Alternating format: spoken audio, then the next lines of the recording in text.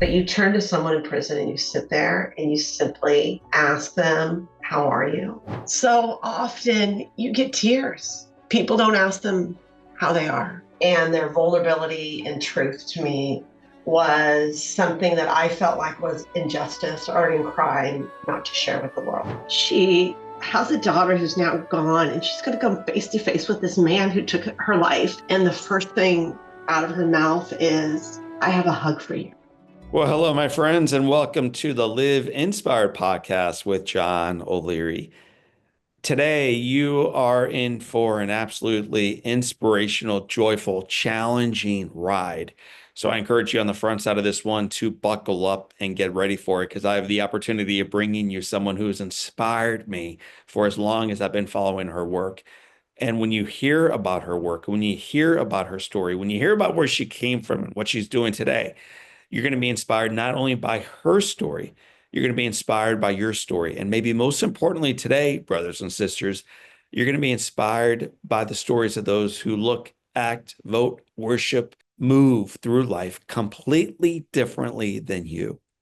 So let me give you a little nugget into who this woman is and then bring her onto our show. Here we go. Diane Kahn, that is today's guest. She is a teacher. She's a mother. She's a social teacher advocate, and she's the co-founder of Humans of San Quentin. Humans of San Quentin is an organization that helps share personal stories of incarcerated individuals to foster awareness and to build connections between those inside and outside prison walls.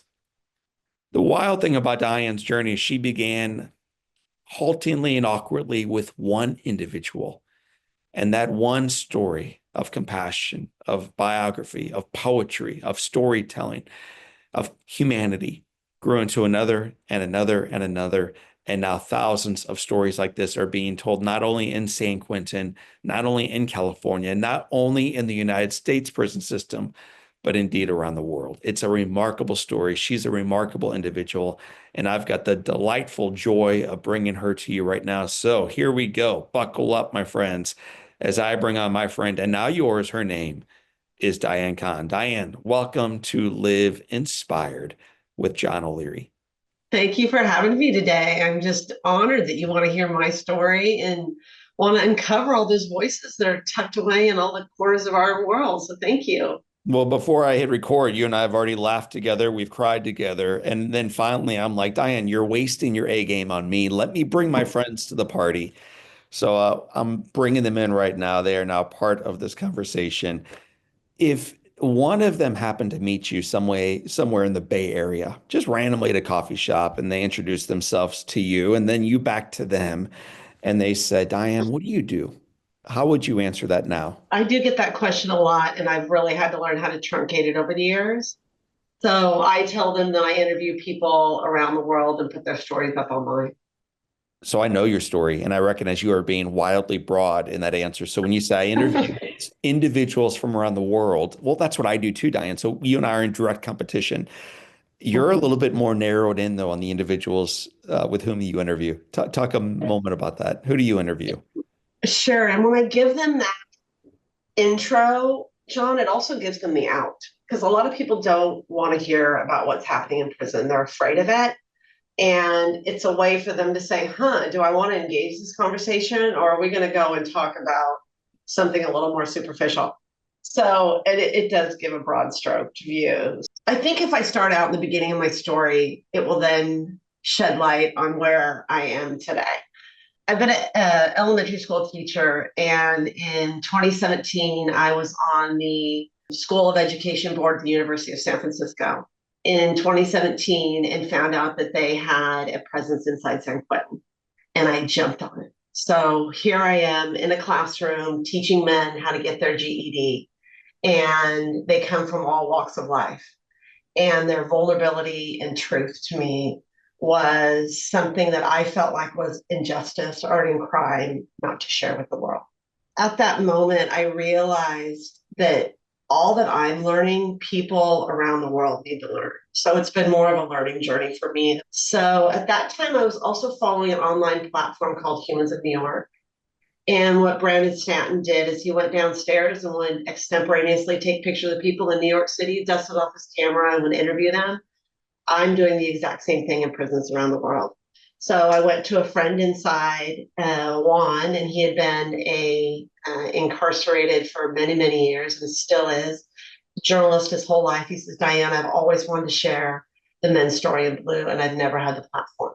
So we launched right prior to the pandemic hitting, and I had my roster. And what we do is we ask guys inside, since 90% of the current population is men, the other 10% that we are housing are women. So we decided to share their story through one memory. So it took off like wildfire during that pandemic. I had only planned on walking into San Quentin, interviewing a few people, and putting it up online. With the pandemic, I had my roster. We sent out an introductory packet. Juan literally started sharing it from cell to cell.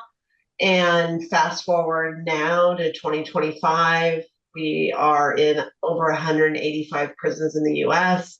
I've been in prisons in Oslo and Dublin and Medellin and Guatemala City, Mexico Wow. City, just got back from Melbourne in December.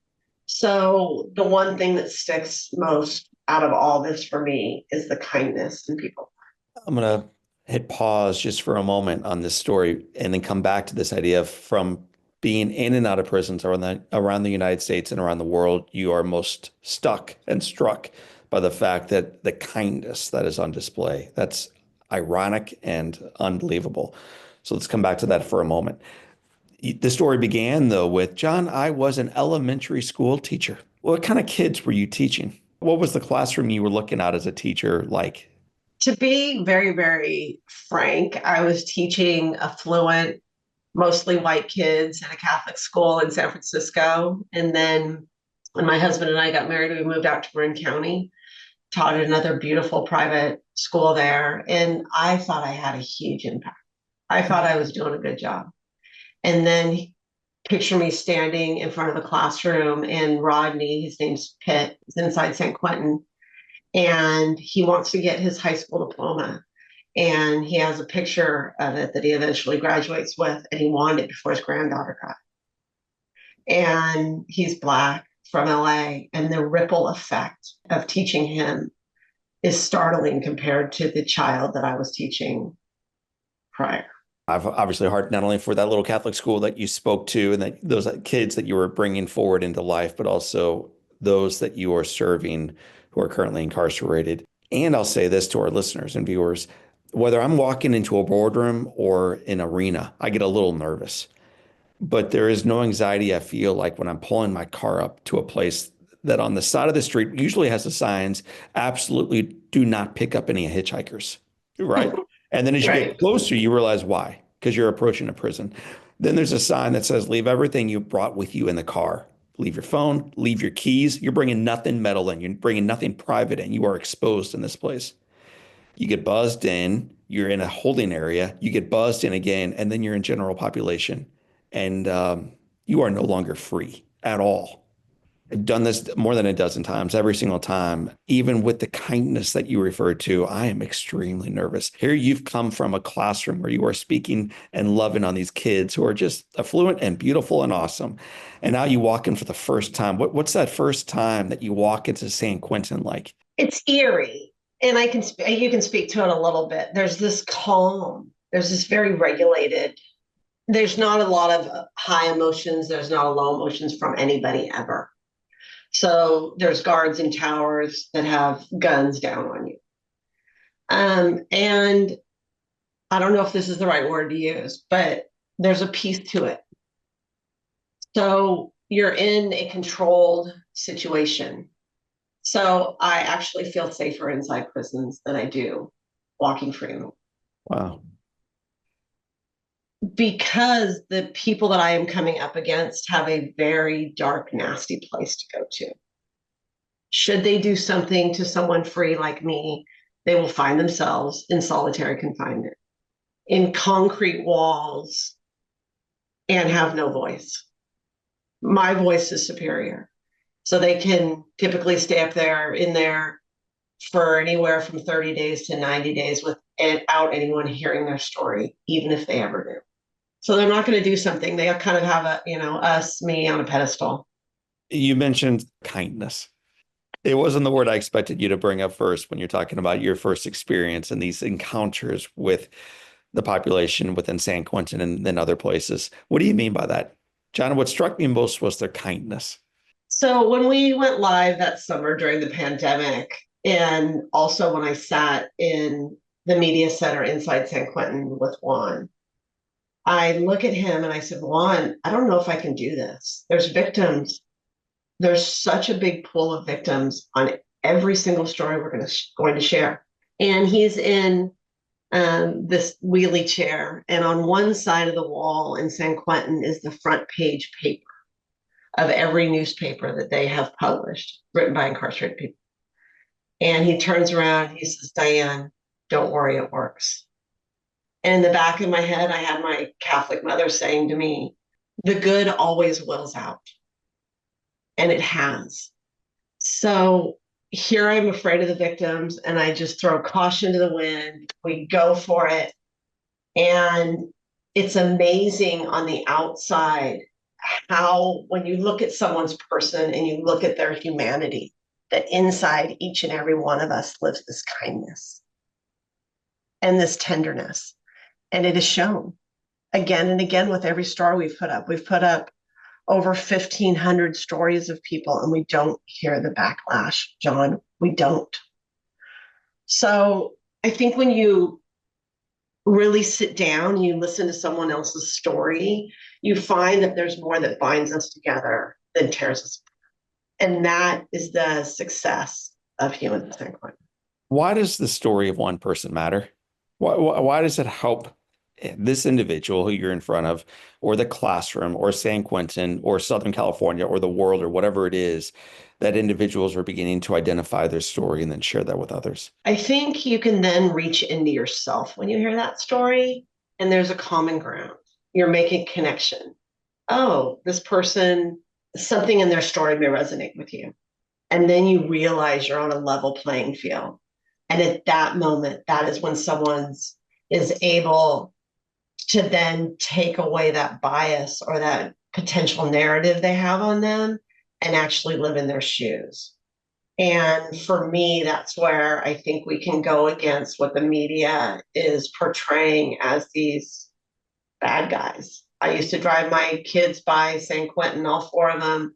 Mom, what's that? What is that? Right. San Quentin, what is that, Mom? Well, that's where we house the bad guys.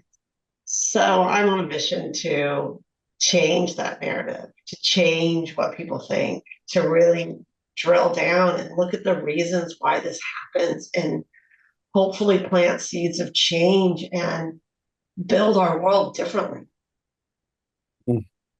Yeah, and if many of our listeners probably have not driven by San Quentin. For those who have not, it's a monstrosity. It is an enormous structure. I think it's 130 years old or whatever it is now. Big, thick walls, terrifying looking place, and those people, in quotes, uh, who are paying for the crimes behind those walls, and now you get to know them at a human level. When I was preparing for our conversation, I was thinking about my friend Jean Valjean, and about halfway through the book and about halfway through the play, when he rips open his shirt and he says, essentially he identifies, 24601, that number that they tattooed on him that reminded him of all the things he'd done, of all the crimes he'd committed, of all the years he'd served, but it no longer defined him anymore negatively. And I think to a degree, as you help these offenders, these human beings identify their stories and in part what led up to it, you're also liberating them to rip open their shirt and say, yeah, that's part of it, but it's not all of it. I think the most startling thing to me, and I've sat down with so many people inside, it's very common and everyday to you and I, but you turn to someone in prison and you sit there and you simply ask them, how are you?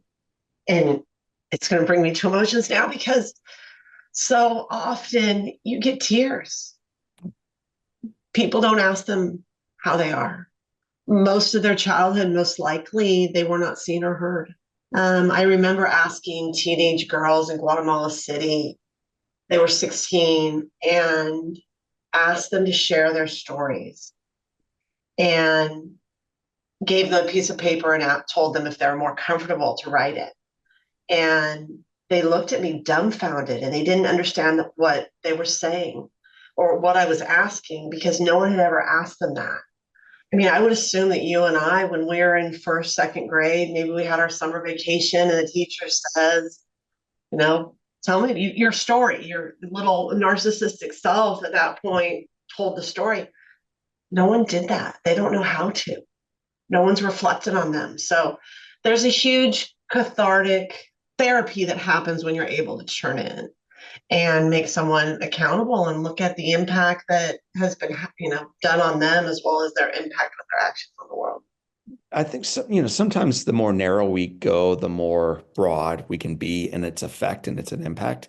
So rather than talking about all the prisons and the country of Guatemala and San Quentin and everything else all the places you are, let's just be focused on a couple for a moment. Share with us the story of one that you got to know, a story that you got to be a part of, a life whose ripple effect you are now kind of washed with.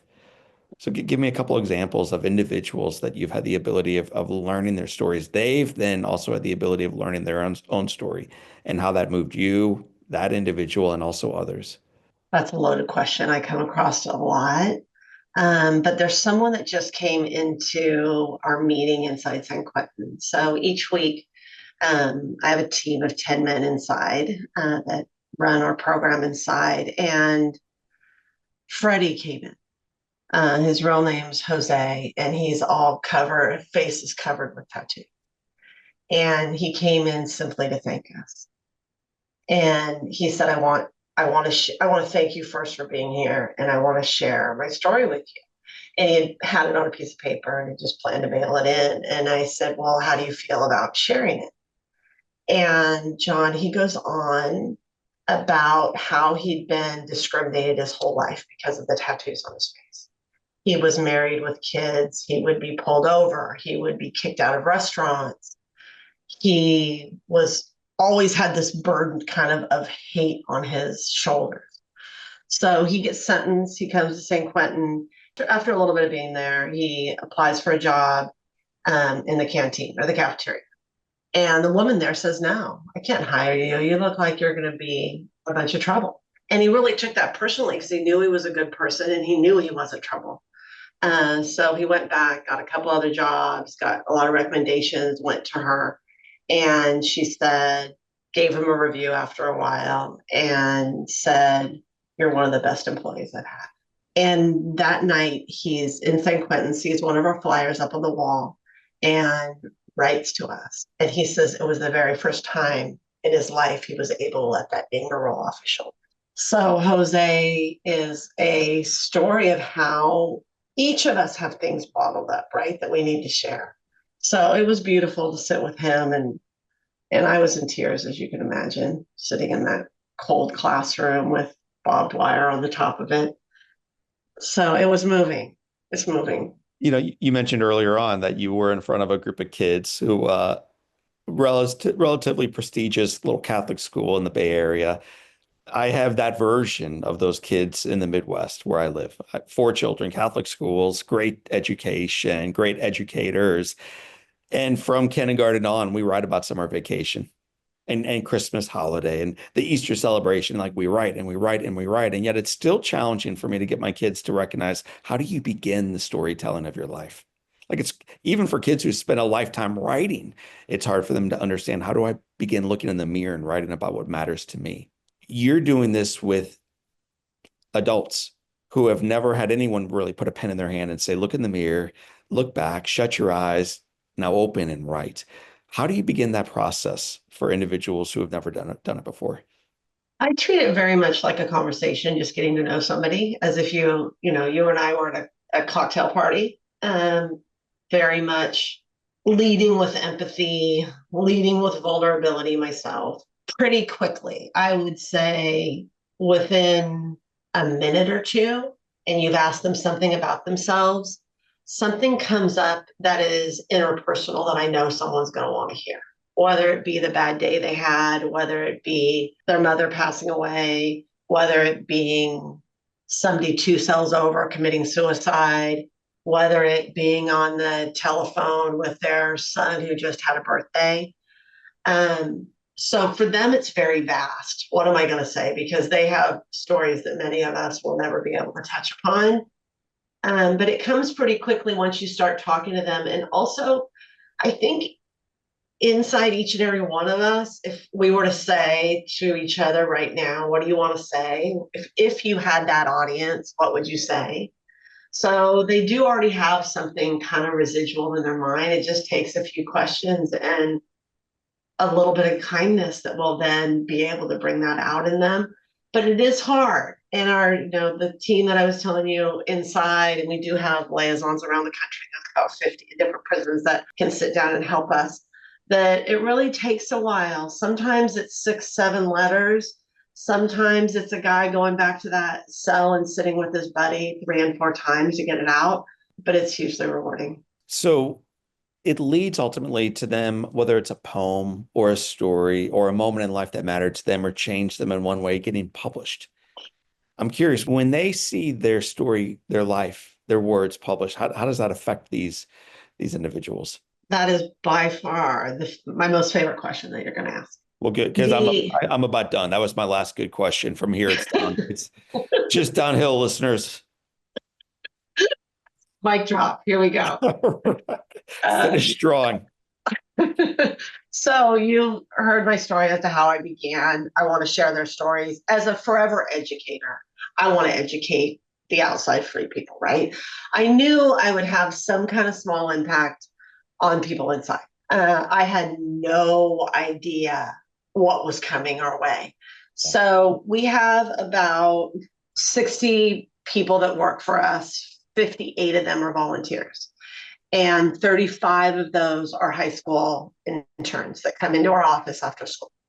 And what their main role, amongst carrying most of the workload, is their main role is to correspond back to people incarcerated. So what they do is we take screenshots of every comment and every like that has been made and anonymously send them back inside. We also send a letter and we send a certificate of vulnerability. So for me, I don't feel like I ever want to take from that population without them knowing the impact they're having out here. Mm. So I can tell a story of Michael Moore. So Michael Moore is our inside communications director. And everybody probably has seen the metal stairs that go up and down in the prison. And he's walking down the stairs and he sees this guy coming up the stairs that he's never met and he's hitting his face. And he turns to him and he's like, wow. He's like, what happened? He's like, I got my packet. He's like, I got my packet back from Humans of San Quentin. He's like, I'm alive. There's really people out there that hear me. And of course, Sean, you can hear it in my voice again. I'm so much in gratitude of what we do and just for the hope that we can bring inside and the joy. So most of them don't feel heard. So again and again, I mean, I've heard from people inside that were going to commit suicide before they heard from us, which I still have a hard time believing. They're able to connect with family. We have a story recently, a guy who called and he got married. They have kids and it's beautiful. It's more of a communal healing for us, and I believe makes our lives a little bit safer out here and potentially that much kinder. In your heart and the work that you do and the profound effect you're having nationally and internationally. So I'm going to ask a question broadly from the community and then specifically from someone who may have been a victim to one of these crimes. It could be the other side of the story. So for the folks right now listening to your emotion and our conversation, thinking, I'm glad this is happening, but at the end of the day, they did the crime, man. Put them behind walls, lock the door, and let them serve the time, period. To those people with that perspective, why does this work matter? Not only to those who did the crime, but also to the people with their arms crossed, lobbying that conversation our way. There's 2 ways that I'm going to answer that. One is 90% of the people that are incarcerated are going to walk out here one day. So how do we want them to be? Yes, we can lock them up and then just open up that door, not give them any kind of rehabilitation. So for that, I feel like they need to be given services to be able to rehabilitate so they don't come out and reoffend.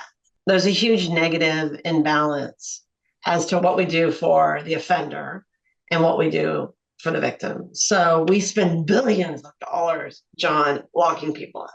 Our taxpayer dollars are getting thrown at these people. The survivors are literally given nothing.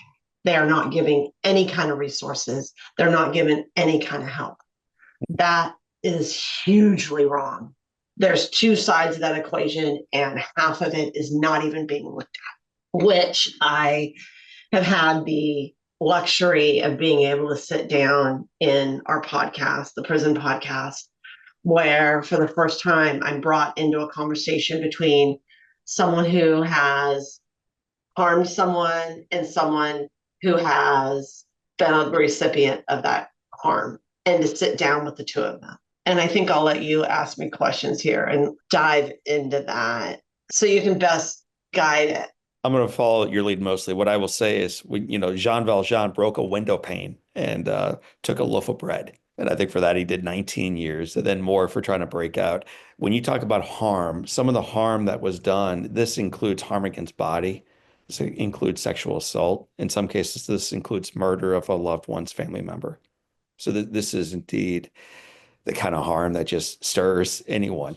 And you get to sit down with someone who has harmed someone and someone who has been on the receiving side of that. So I'd encourage you, because you've had these conversations, I've listened to them, but you've sat with them. Talk us through one specific, guide us through that conversation and what was going on. And as you prepare yourself to identify one of my favorite quotes from Henry Nouwen, who's a great theologian and spiritual writer, he writes, "What is most personal and private is also most universal and sacred." So it's easy for us to sit back passively as we drive to school today or work out right now or sit poolside or whatever we're doing while we listen to the conversation, thinking about those people out in San Quentin who did this thing or experienced that crime. And I just encourage us, as Diane's about to share, to recognize the mistakes we've made, the harm that's been done in our lives, the animosity we still feel, the anger we hold on to, how we feel about the people who did that to us, or vote differently than us, or worship differently than us, or have different passports than us, the little crimes done against us, and how we feel anger toward that. And what Diane's about to unpack is far more intimate in so many regards, and yet through that intimacy, far more personal for all of us. So there's so many that I could bring up, but when I think about a pair that I interviewed in our podcast, and it was Elle and Alan. So Elle lost her daughter to a drunk driver, and Alan was that drunk driver. And Elle's daughter was 21. Alan had obvious alcohol issues, and he has to walk out of his truck right outside of a Starbucks down in LA and look at that little girl lying there. Then there's Elle, who's in Florida, and she does everything she can to get Alan behind bars and make him pay for his crime. And then she realizes once he's sentenced that nothing within her changed. She thought that there would be this peace, that justice would be served. And there wasn't any of that. She also knew in the back of her head that there was a human behind that. And there is this man that created the most damage in her life and forever changed her. And she didn't know anything about him or who he was. So she sits down face to face with Alan inside prison after a lot of prep on both of their sides for months. And she sees him. This is going to bring me to tears too. She has a daughter who's now gone, and she's going to come face to face with this man who took her life. And she walks into this room where he's chained in front of a table. And she sees the emotions rush over him and the ones that she has. And the first thing out of her mouth is, "I have a hug for you." So Elle is miraculous in that she was able to sit and really uncover with Alan everything he had been through and where his life had been to that point. And now, fast forward to today, Alan is still incarcerated in California.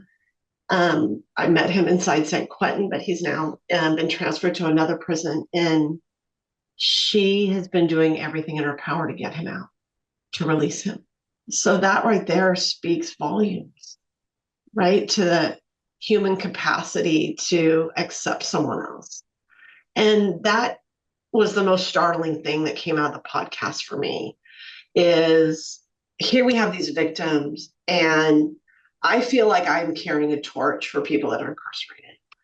But John, I do not hold a candle to them. Yeah. I mean, they go back into prisons and they are advocating and doing everything they can to get these people released and to help rehabilitate. I spoke years ago at a conference for essentially kids within the foster care system and some of the struggles they were dealing with downstream. And the person who spoke for me shared the analogy of standing by a riverside and a child is floating down through white water and they recognize the child's going to die. So the person jumps in and saves this child. And then now there's like four on the riverside and they see another child coming down. And so everybody jumps in, pulls this child out. It happens again and again and again. And then finally, one of the people at the riverside starts walking away and everyone says, "Where are you going, man? We need your help." And he finally says, "Well, I'm going to find out where these kids are coming from in the first place." The idea is like, go up to the top of the source. Like, what has led to all of this? So, as you've spent all this time in San Quentin with these offenders, with these criminals, with these people who've done harm against themselves and others, what have you learned that has led them ultimately to this? And then, as a society, what can we begin doing to one day close these prisons because there's no need for them? I know that's a pie in the sky of vision, but if it's not a vision we have, well, then what are we doing here at the riverside watching child after child wash downstream? It's something that pops up instantly in my mind all day long with the work that I do. I like to think of it as the game of life. So let's say someone, pie in the sky, you're arrested today. Someone's arrested today. In an ideal world, we would look at them and say, are you here because you're poor? Are you here because you're uneducated? Are you here because you have mental illness? And then help them accordingly. Instead, we're taking the drug addicts, we're taking the poverty, we're taking the mental illness, and we're housing them and not giving them services. That is a big nut to try to change, but I'm super hopeful and I'm an eternal optimist. And I believe that we can get there. I think by you and I just talking now, people listening, that we can plant those seeds of change. And hopefully there will be someone that lives near a prison somewhere, little tiny town in Ohio, drives by that and has always wondered and been curious. Maybe they will help an organization nearby, or maybe they'll walk themselves in there. So I think there's so many facets to what we can do to change our perception, or simply once you've heard us talk today, or you do any kind of listening surrounding incarceration, you'll be a little softer. We've gotten asked recently to come and talk in a couple different churches, and there's a beauty in that. You're able to then see, and I refuse to ever get up on stage and talk myself without having someone previously incarcerated by my side. So when you actually are there and you can shake that person's hand and see them and hear their story, you realize that, gosh, maybe the media is a little bit different than I was thinking. That answers the question from the perspective of those incarcerated and the humility and empathy we can show them and see them as brothers and sisters again. I mean, this is one big family. Help me better understand, and I'm asking for a lot here, but help me better understand what do we do though to alleviate it before it gets to prison? You talked about, yes, seeing them as impoverished, seeing them as uh, not just a mental health crisis or a drug addiction. How do we go farther upstream and meet that challenge before it becomes one? I think it's important on a really basic level to talk about people's trauma. I think if people were taught a little more how to break down things that happen in their life, I'm gonna go out on a limb and assume with you and I and our kids, so should something go wrong in their day or them be crying or we notice a little bomb goes off in their life, we do talk about it. I think that's important. I think victims that have been hit by these crimes are important to talk about. But on a grander scale, I also think it's important that we show a little more kindness. We go out and vote. We look at someone who's maybe been previously incarcerated applying for a job. Maybe look at them. There's someone that I could refer or offer a job to. So I think there's a lot we can do on our own little level, right? Instead of trying to tackle it, like what can one person do at a time? So I look at it as groups like mine, get involved with it. There's one near you, right? And underserved somehow, give back.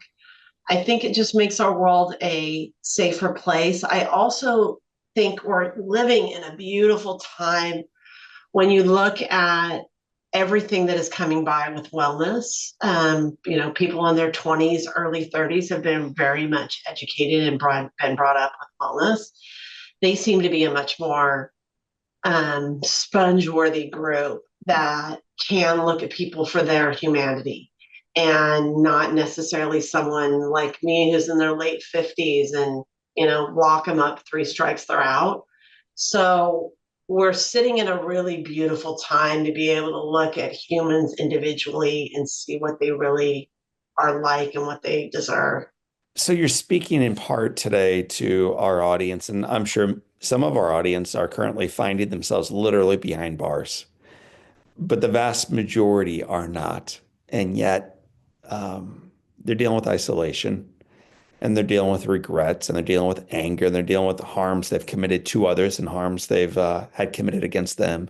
And they're dealing with lives that just haven't gone the way they intended. What encouragement after helping these leaders write their stories and create poetry and have these photographs taken and all the other work you've done behind bars.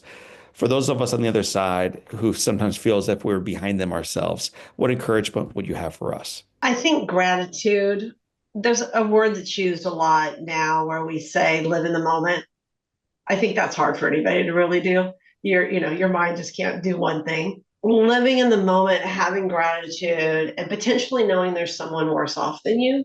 But you could also be on a street corner and be drug addicted too, and not be very, very gratitude. But this is how I think of it when I'm walking in these prisons, and all of us have kind of heard that term, give that person a smile, and maybe the only one they get that day.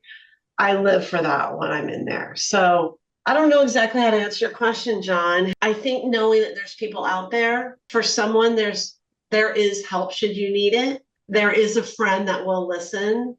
I think that's the key, is leaning on each other, making a connection. And that is our kind of the whole philosophy behind what I'm doing, is to know that you're not alone. We're all connected. There's people in prison that do affect us, right? So leaning on each other, talking about what you're going through, being vulnerable, right? Compassionate. Those are terms that when you really open up to someone else, you realize that it was good. Mm. It was worth it. Diane, for those who want to learn more about whether it's the podcast, the poems, the stories, the photos, the mission, where can they learn more about the work you do? So we have a website, humansofsanquentin.org, and we're also on all the social media channels. We're on Facebook, Instagram, YouTube, you name it, TikTok. So we're on all the channels. So we have 7 questions that tether all of our mighty guests together. So I'm going to walk you through what we call the Live Inspired 7. 7 short fire answers and questions. Let's rock and roll together. Question number 1 is, what's been the most impactful book you've ever read? Stones from the River by Ursula Hedgie. Tell me about it. Gosh, it's an old one, but it talks about a little person in Europe and her struggle. And it's enlightening. What's one positive characteristic or one beautiful trait that you possessed as a child that you wish you exhibited as brilliantly today? Joyfulness. That kid must have been pretty joyful. The woman in front of you, the very joyful woman in and outside of prison. If your home caught fire, you and I talked earlier about the four kids. All the kids are out, the family's out, the pets are out, everybody's out. But you have an opportunity of running back inside and grabbing one physical item. What's the one thing you would grab from your house? Okay, you're going to crack up right now. So I was living in San Francisco, teaching fourth grade, and middle of the night, the house catches on fire. What is the one thing that I grabbed? The whole place went down. The one thing that I grabbed was back in those days, early 90s, I grabbed my teacher grade book. That is My commit. I'm telling you, kids, teachers are committed to the process. my kids were pissed that I had all the scores from all their tests they took. That is so awesome. So there it is. I mean, I won't make you answer it any other way other than we've heard from you from the past experience, what you grabbed. So thank you for that. If you could sit on a bench on a gorgeous Bay Area day and have a long conversation with anyone living or deceased, who would you like to be next to? Michelle Obama. What's the best advice, Michelle, your mom, some prisoner, anybody else ever gave you? So the best advice you've ever received is, When they go low, we go high. what would you tell your 20-year-old self? Well, I would have just watched that movie, Silence of the Lambs, and I would have watched Jodie Foster go down in that basement. And I wanted that back then, John, and I didn't. I didn't go for it. I would be a different person today had I gotten into prison reform back then. So I know not exactly the answer you were looking for, but yes, that was one of those flags that went off in my life that point us in the direction that we're supposed to go into. And that was God giving me one of those signs that I didn't take back then. Yeah, and had you gone in, you are now working with the FBI, flying down to Nashville or wherever Jody was for that meeting instead of being on this podcast, impacting thousands and thousands and thousands of lives around the country and around the world. So maybe I'm glad she didn't follow that advice. Oh, you're so sweet. Thank you. It's so touching to hear that you care so much. And I'm just glad that you sought us out and want to hear it. I mean, that's a huge heart. A lot of people don't go here. So I appreciate you for being you. Diane Kahn, I appreciate you for being you. And the seventh question is this. It has been said that all great people can have their lives summed up in one sentence. How would you like yours to read? She was thoughtful and caring. That is so underselling, and I love it. So, this woman who began an international organization to remind people the value of their life was indeed thoughtful and caring. So, Diane, thank you for the work you do and the lives that you're impacting. You're welcome and thank you. My friends, that is Diane Kahn. My name is John O'Leary. Today is our day. It is a gift. Live inspired. Well, my friends, I hope you enjoyed the conversation with our new friend. Her name is Diane Kahn. I'm certain that I did. One of the things Diane mentioned with me during our conversation was the story of Jean Valjean. And one of the quotes from that play, one of the quotes from the film that I love so much is from Jean Valjean near the end of his life when he says, "To love another person is to see the face of," and then he barely is able to whisper out these words before he passes away, "of God."